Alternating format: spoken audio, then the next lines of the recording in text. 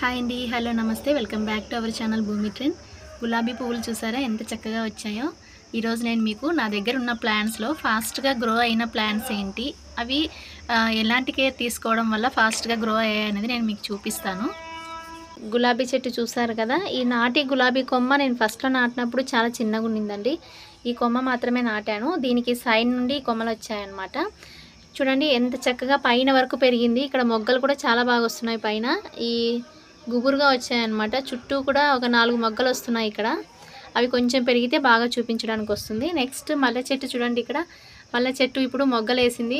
చిన్నగా ఉందండి మొక్క, కానీ మొగ్గలు చూడండి ఎంత చక్కగా వేసిందో.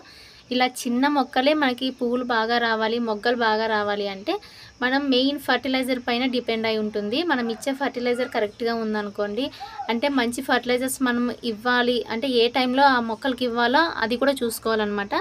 మనం ఏ టైంలో మొక్కలకి ఇస్తే అది యూజ్ అవుతుంది అనేది కూడా చెక్ చేసుకోవాలి. ఇక్కడ కింద ఉన్న ఈ కొమ్మలకి ఆకులన్నీ కూడా తీసేసాను.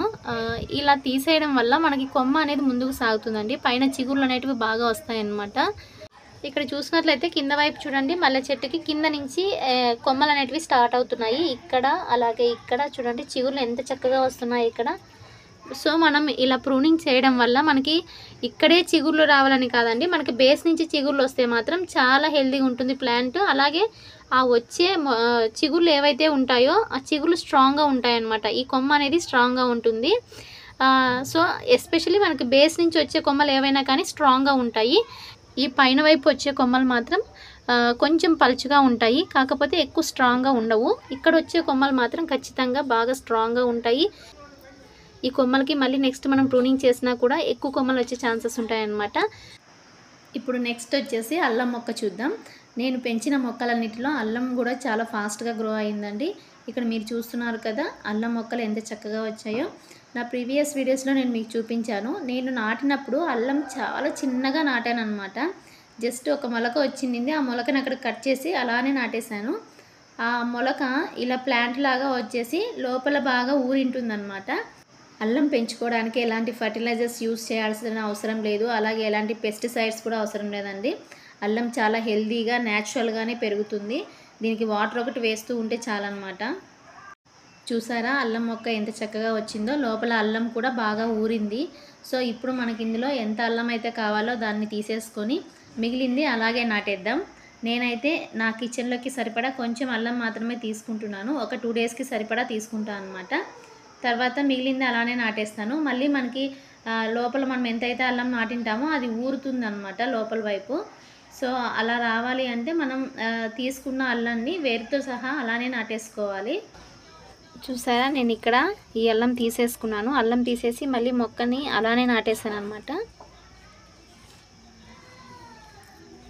దీనికి కింద కొంచెం అల్లం ముక్క ఉండి వేరుందనమాట. సో ఇక్కడ నేను కొంచెం అది కట్ చేసుకొని అల్లం ముక్క అలాగే వేరు ఉన్న ప్లేస్ని ఇలానే నాటేశాను. మళ్ళీ మనకి కావాలనుకున్నప్పుడు అల్లం ముక్క తీసుకోవచ్చు. సో ఇలా నాటడం వల్ల మళ్ళీ నెక్స్ట్ అది కొంచెం ఊరుతుంది, అల్లం అనేది లోపల ఊరి మళ్ళీ మనకి కొత్త అల్లం అనేది తయారవుతుంది అనమాట. సో ప్రజెంట్ అయితే నేను ఇంత తీసుకున్నా అండి. ఇక్కడ ఎక్కడైతే వేర్లు ఉన్నాయో అవి కట్ చేసేసాను అనమాట. కరెక్ట్ వేరు దగ్గరికి కొంచెం అల్లం కట్ చేసి ఇందులోకి నాటేశాను. ఆ అల్లం మళ్ళీ ఊరినప్పుడు కొంచెం లావుగా అయినప్పుడు మళ్ళీ మనం దాన్ని యూజ్ చేసుకోవచ్చు.